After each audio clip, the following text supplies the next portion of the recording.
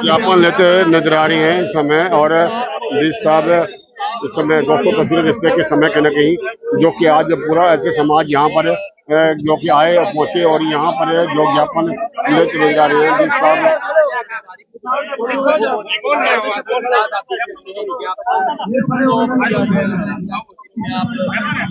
तो यहाँ पर जो बैठ जाओ यार, 1 मिनट अंकल जी बैठ के आप लोग मत उठो।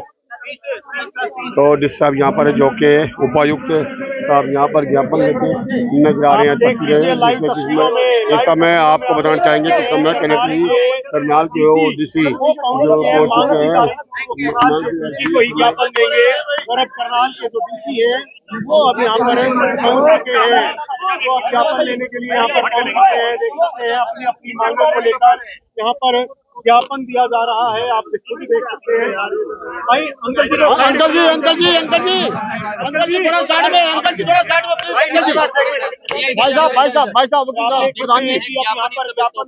वो तस्वीरें देखते हैं कि समय डिस साहब जो के ज्ञापन लेके नजर आ रहे हैं। तस्वीरें समय जो कि बहुजन समाज पार्टी के भी यहाँ पर जो लोग और समय सभी संगठनों से, जी हाँ सभी संगठनों से जो पहुंचे हैं तो वो ज्ञापन देते नजर आ रहे हैं। भाई हेलो, अरे भैया अरे रुको आप लोग आगे सारे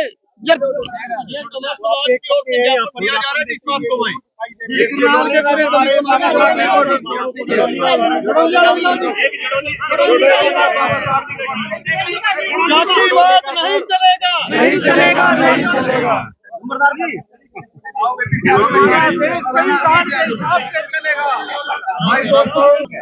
तो दोस्तों समय बात करना चाहेंगे सर डिस साहब पहुंचे थे ज्ञापन लेने के लिए, क्या कहेंगे?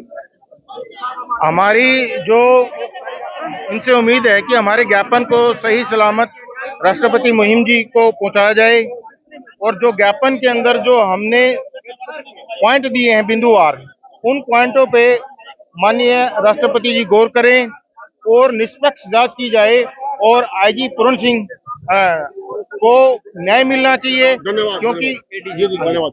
सर क्या कहना चाहेंगे डिस साहब, 2 मिनट में सर। आज मैं धन्यवाद करना चाहता हूं उपायुक्त महोदय जी का कि जिन्होंने आज दलित समाज की बात को और दुख और दर्द को समझने के लिए हमारे बीच में आए और हमारी बात को सुना। और आज पूरे करनाल के दलित समाज की तरफ से उन्होंने जो सामूहिक रूप से जो ज्ञापन की बात थी आज हमने उपायुक्त महोदय जी को दिया और उपायुक्त महोदय जी ने हमें विश्वास दिलवाया कि आपकी इसकी बात को जो ऊपर तक पहुंचाया जाएगा। धन्यवाद।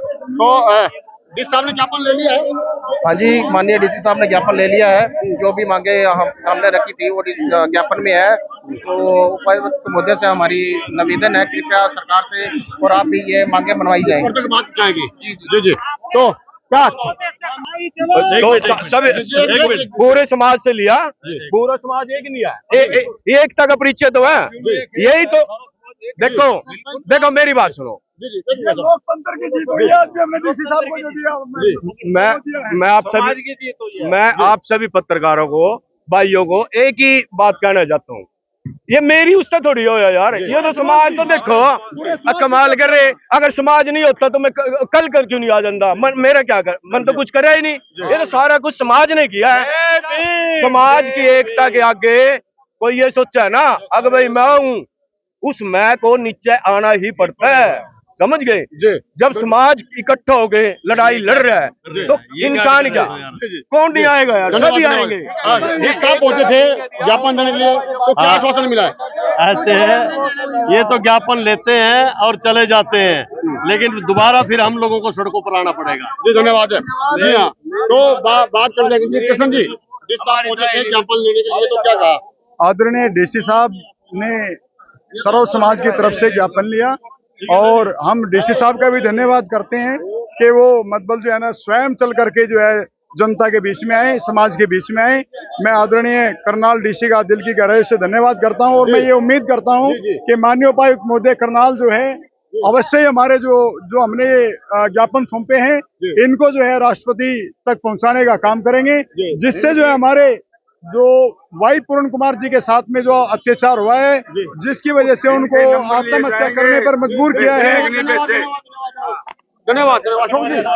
डीसी साहब पहली बार आए हैं, क्योंकि पहली बार कई बहुत प्रदर्शन हुए, पहले कभी डीसी साहब नहीं आए, तमाम छोटे अधिकारी आते थे ज्ञापन लेने, आज पहली बार आए, तब क्या आश्वासन देंगे? भाई देखो ये गलत बात है डीसी साहब की भी है ना।